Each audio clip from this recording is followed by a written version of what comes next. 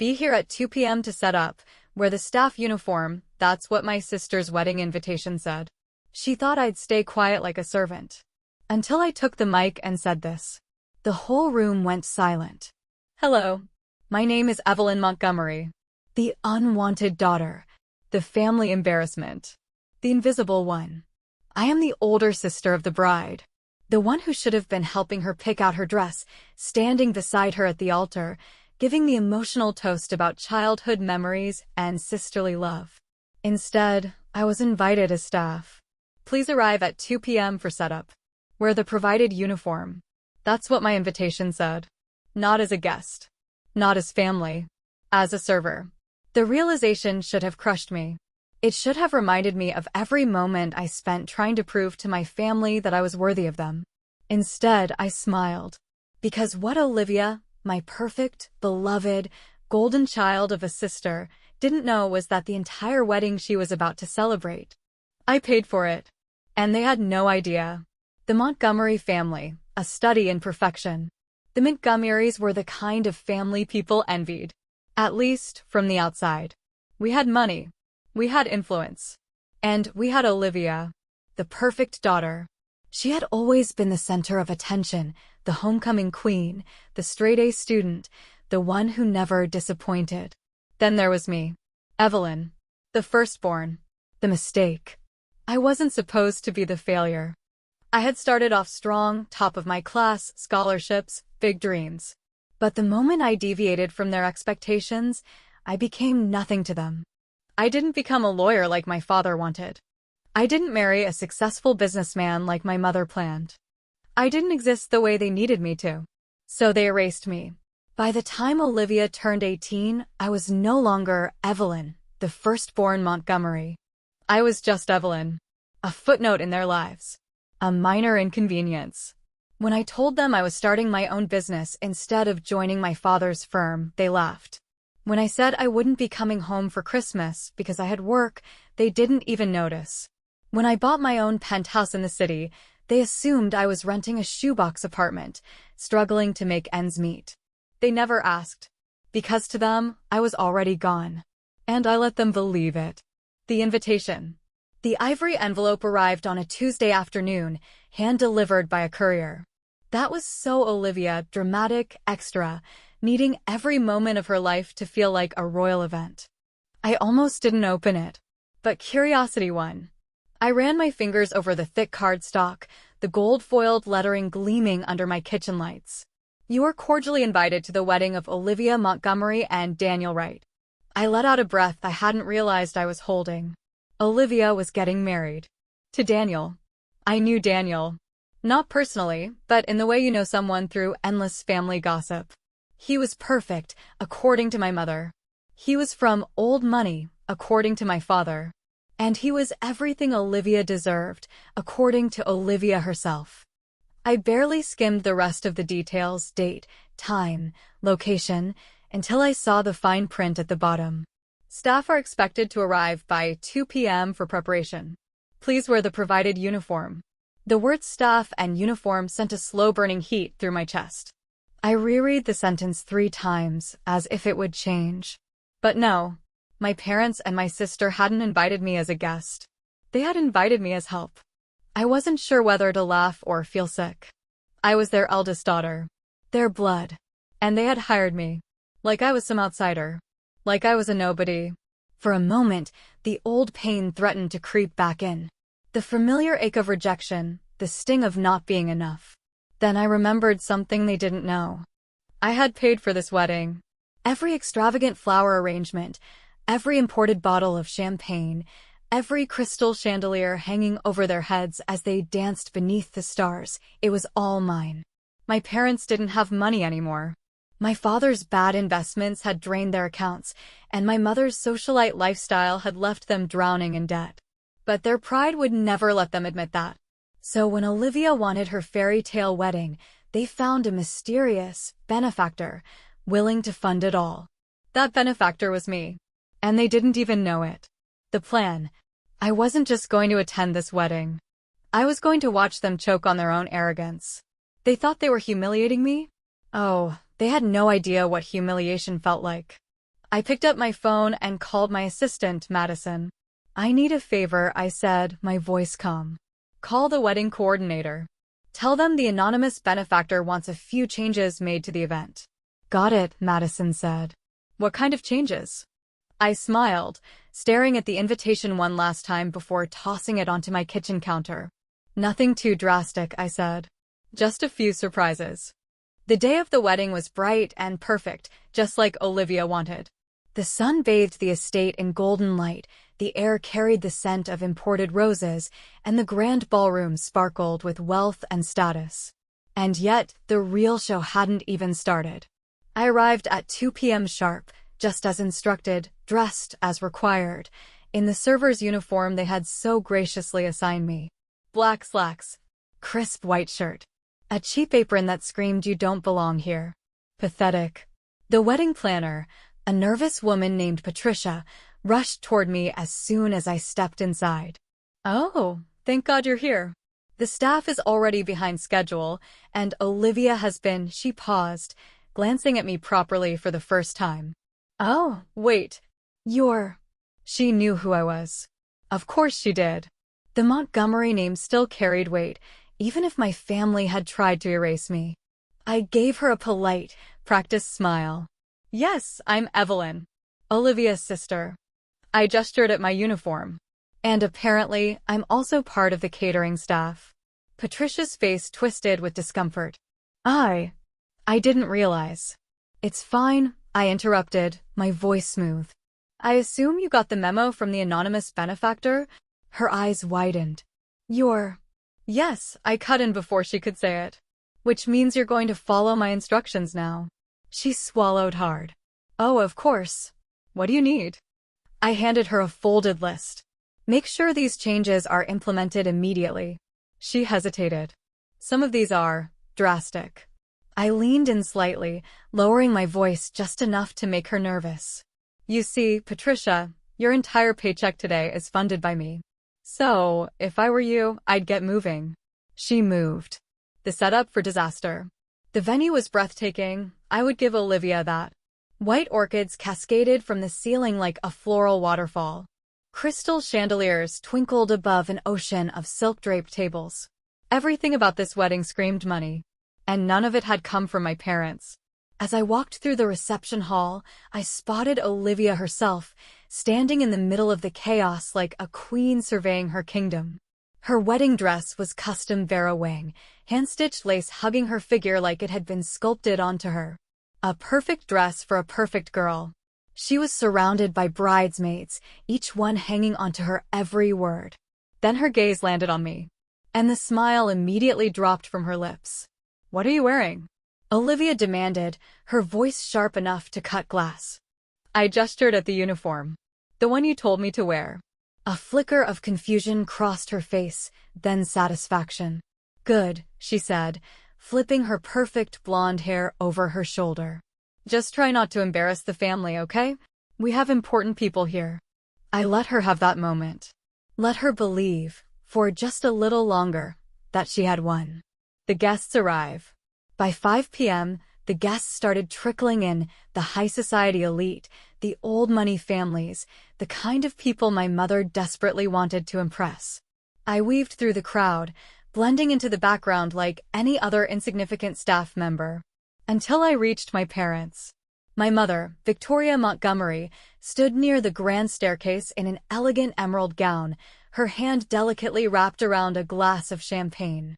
My father, Charles Montgomery, stood beside her, speaking with a group of businessmen, faking confidence he no longer had. They didn't see me at first. Not until I handed my mother a glass of wine. She took it without looking, murmuring, "Thank you, dear." And then, she froze. Her fingers tightened around the stem of the glass as she turned her head slowly, her face draining of color as her gaze locked onto mine. "Evelyn," she whispered. I smiled. "Oh, good. You do remember my name." My father turned next. His jaw clenched the second he saw me. "What are you doing?" he hissed under his breath. I gave him a casual shrug. "My job." "You invited me, remember?" My mother stiffened. "You know very well that's not what we—" I know exactly what you meant, I said, keeping my voice dangerously even. You meant to humiliate me. Her nostrils flared. Lower your voice. We have guests. I leaned in, letting my lips barely brush the rim of the wine glass in my hand. Yes, we do. Then I turned and walked away, leaving them fumbling for an explanation. The beginning of the end. The ceremony itself was beautiful. Painfully so. The vows, the tears, the endless declarations of love and forever and perfection. I stood on the sidelines, watching as my family celebrated without me, pretending I wasn't there.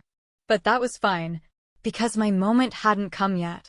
It was waiting, lurking, ticking down like a countdown to destruction.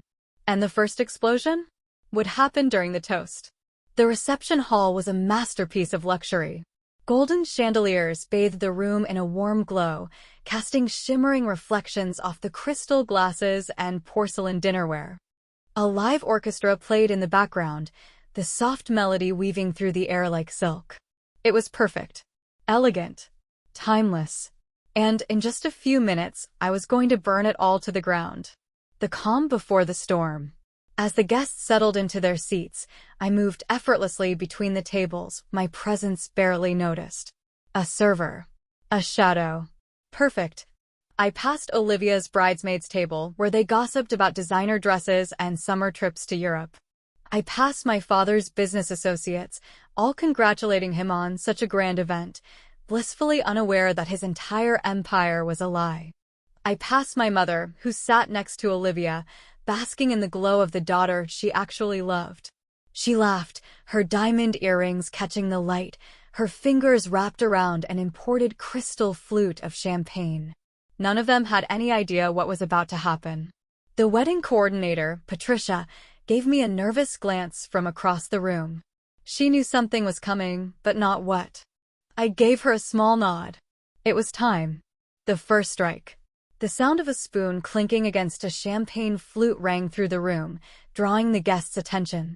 Olivia's new husband, Daniel, stood from his chair, flashing his million-dollar-old money smile.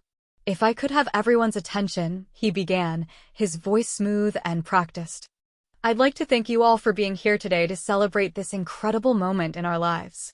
The room erupted into polite applause. Olivia beamed, glowing in the spotlight like she always had. And of course, Daniel continued, turning toward my parents. None of this would have been possible without Victoria and Charles Montgomery, who have given us the most spectacular wedding imaginable. More applause. My mother dabbed at fake tears with an embroidered napkin. My father nodded in acknowledgement, his pride radiating through the room. And lastly, Daniel said, lifting his glass, to my beautiful wife, Olivia. I almost laughed. The orchestra swelled, the guests toasted, and for a moment, it seemed like the perfect evening. Then my moment arrived. Patricia gave the signal. One of the event staff handed me a microphone. I stepped forward. Actually, I said, my voice carrying through the hall, slicing through the air like a blade, there's one more person we should be thanking tonight. The room fell silent. Olivia's head snapped toward me, her eyes narrowing. What are you doing? She hissed. I ignored her. I turned toward the crowd, letting them see me now. Not as a server, not as an outsider, but as someone who mattered. I smiled. I think it's time we acknowledge the real reason we're all here today. A murmur spread through the crowd. People exchanged confused glances. I turned toward my parents, my expression cool and unreadable. Victoria. Charles. I have to say, you've done a fantastic job tonight, I said, voice dripping with sarcasm. Truly. This wedding is everything Olivia could have dreamed of. The flowers, the music, the custom menu flown in from Paris, flawless. My mother's smile faltered. Evelyn, I don't know what you think you're. But, I continued, cutting her off, there's just one problem. I let the silence stretch. Then I dropped the bomb. You didn't pay for any of it. A ripple of shock spread through the room. My father stiffened. My mother's hand tightened around her champagne glass. Olivia froze, her perfectly sculpted face twisting in confusion. What? Someone whispered. I took a slow, deliberate step forward, locking eyes with my parents. That's right, I said, savoring every word. This entire wedding, the venue, the flowers, the five-star catering, was all paid for by me. Gasps rang through the crowd. A few people laughed, thinking it was a joke. It wasn't. The ruin of the Montgomerys. Olivia shot up from her chair, her face livid. That's a lie, she snapped. I pulled out my phone. Is it? I tapped the screen. The massive projector at the back of the room flickered to life. And then, the receipts appeared. Screenshots of the wire transfers, the email confirmations, the contracts with my signature on them. Let's see, I mused, scrolling through the files. Venue deposit $150,000. Catering $75,000. That exquisite flower arrangement you love so much, Olivia? Another $60,000. The color drained from my sister's face. Wait. Someone muttered in the crowd. So it's her wedding. People were whispering now, looking at my parents, looking at Olivia. Judging. My mother stood, desperate to regain control. This is ridiculous. Why would you? Oh, I don't know, I interrupted. Maybe because your entire financial empire is a lie? Boom. The whispers exploded into full-blown chaos. My father went pale. You don't know what you're talking about. Oh, don't I? I tilted my head. Because according to these bank statements, I tapped the screen, pulling up the next document. Montgomery Holdings has been bleeding money for the last 5 years. You're living off of loans and reputation. People were staring at him now. Business partners. Investors. His friends. That's not true, he muttered. I turned to my mother. Tell me, Mom, I said sweetly, how does it feel to know that the daughter you disowned just funded the last thing keeping your social status intact? She looked like she wanted to slap me. The final blow. And then, the real destruction began. My phone buzzed. I smiled. Right on time. I tapped the screen. Immediately, every vendor at the wedding received a notification. A notification that payment had been revoked. The catering staff began clearing the tables. The florists started removing their arrangements. The orchestra stopped playing. And one by one, the luxuries Olivia had been basking in began to disappear. The guests watched in horror as the dream wedding turned into a disaster. My sister's face contorted in panic. Evelyn, stop, she shrieked. You can't. Oh, but I can, I whispered. And then I leaned in, lowering my voice so only she could hear. You invited me as a server, Olivia. You treated me like I was nothing. But guess what? I straightened, stepping back. You're standing in a wedding I built. And now? I'm taking it back. I turned on my heel, walking away as the chaos behind me erupted. Let them realize the truth on their own. This was only the beginning. The chaos unfolded like a masterpiece. The guests were panicking, voices rising in confusion as the wedding they had been admiring just moments ago collapsed in real time. Servers walked out mid-service, clearing half-eaten plates off tables and packing up the untouched lobster tail on trays. The bartender locked up the premium champagne, leaving guests clutching empty glasses. The florist stripped the venue, yanking down Olivia's precious imported orchids, petals scattering across the pristine floor like the remnants of her shattered ego. And the music? Dead silence. The string quartet packed up their instruments and left the building without a word. This wasn't just a ruined wedding. This was a public execution of the Montgomery name. And I had orchestrated every single note. The Montgomerys crack. I strolled toward the exit, my heels clicking against the marble floors. Calm. Unbothered. Powerful. Behind me, my family fell apart. My father stormed after me first, his rage barely contained. Evelyn, he roared, grabbing my wrist. Fix this. No. I turned slowly, arching an eyebrow. Fix what? I asked, my voice cool as steel. His hands shook with fury. You just made a fool of this family. You think this is a game? I laughed in his face. That's rich, coming from the man who's been playing pretend millionaire for years. I leaned in, lowering my voice so only he could hear. Did your little investors enjoy the show, Dad? Because I bet they're all rethinking their partnerships right now. His face paled. His jaw clenched. And I knew I was right. The moment I exposed his financial ruin, every businessman in this room had started calculating their exit strategies. Montgomery Holdings wasn't just bleeding money anymore. It was dead. I yanked my wrist free and took a step back. "Consider this my final act of charity," I said smoothly. "Now everyone knows exactly who you are." I turned to leave. Then Olivia lost it. The breakdown of a princess. "How could you?" The shriek ripped through the air, and suddenly, my sister lunged at me. I barely had time to react before she grabbed my arm, her manicured nails digging into my skin. "How dare you?" Olivia screamed, her voice raw with hysteria. "You destroyed my wedding. You embarrassed me. You've always been a jealous little..." I ripped my arm from her grip and took a slow, menacing step forward. "Jealous?" I whispered. She froze. "I paid for your perfect little fantasy," I said, voice calm but sharp enough to slice through her like a blade. "I built it for you. And the second you thought you could step on me, you made one mistake." I leaned in, my lips barely a breath away from her ear. "You forgot whose money you were standing on." Her breath hitched.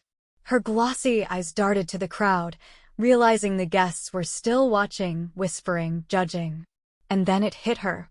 She wasn't the perfect princess anymore. She was the fool standing in the ruins of a wedding she couldn't afford. A nobody in a designer dress. And the moment the press got wind of this, she would be a disgrace. I watched as reality shattered her, piece by piece. Then I turned my back on her, just like they had always done to me. The last plea. I was halfway to the door when I heard my mother's voice. "Evelyn." I stopped. Not because I wanted to. Not because I cared. But because she had never said my name like that before. I turned slowly. She stood there, looking small for the first time in her life. No cold elegance. No air of superiority. Just a woman who had lost everything. "Please," she whispered. "Don't do this." I let the words hang in the air for a long moment. Then I smiled. I already did. And with that, I walked out, leaving the Montgomery Empire in flames behind me. Epilogue. 1 year later. It was exactly 12 months since Olivia's wedding had gone up in smoke. And I had never been better. Sitting in my Manhattan penthouse, I swirled a glass of wine as I scrolled through the headlines. Montgomery Holdings declares bankruptcy. Olivia writes short-lived marriage ends in divorce. Once elite Montgomery family disgraced after scandalous wedding reveal. I took a sip, savoring the moment. They had tried to erase me. They had tried to humiliate me. And now? I was the one who buried them. My phone buzzed.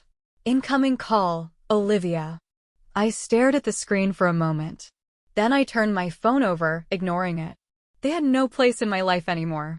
I set down my wine, walked to my floor-to-ceiling window, and looked out over the empire I built for myself. For the first time in my life, I was free. Hey Reddit. It's been a year since I publicly exposed my parents' financial ruin, tore my sister's wedding apart, and walked away from my so-called family for good. I didn't expect the post to blow up the way it did, but judging by the thousands of comments, let's just say I struck a nerve. Some of you were cheering me on, love you guys, while others, well, let's just say some of you had thoughts. So, let's address the elephant in the room. To everyone saying, OMG, how could you do that to your own sister? How could I? Let's talk about how they did it to me first. Let's talk about how, for years, I was treated like the afterthought of the Montgomery family. How my parents funded Olivia's perfect life, her Ivy League education, her dream vacations, her failed startup that burned through $500,000, while I was left to fend for myself. Let's talk about how my father mocked me when I said I wanted to start my own business. How my mother called me a disappointment because I didn't marry into wealth like Olivia did.